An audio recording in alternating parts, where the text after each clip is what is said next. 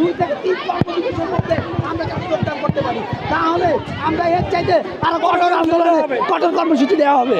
আপনারা কি সিদ্ধান্ত না আসা পর্যন্ত এখানে অবস্থান করবেন? আমরা অবশ্যই এখানে অবস্থান করবো সিদ্ধান্ত না আসা পর্যন্ত, ইনশাল্লাহ।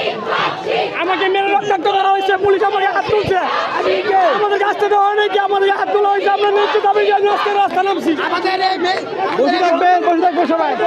হাত তোলা হয়েছে।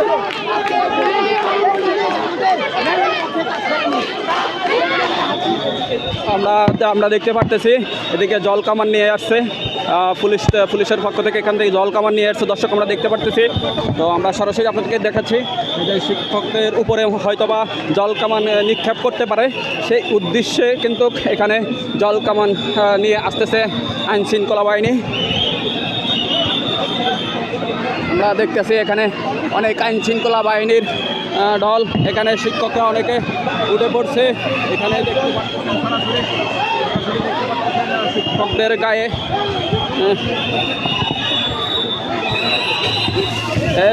দেখেন সরাসরি শিক্ষক, আমরা সরাসরি দেখাচ্ছি এখানে জল কামান মেরে দেওয়া শিক্ষকদেরকে শব্দবদ্ধ করে দেওয়া হচ্ছে।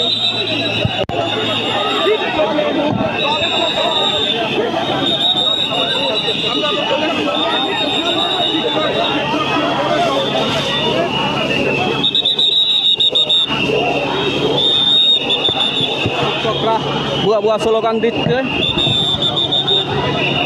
জল কামান দিয়ে।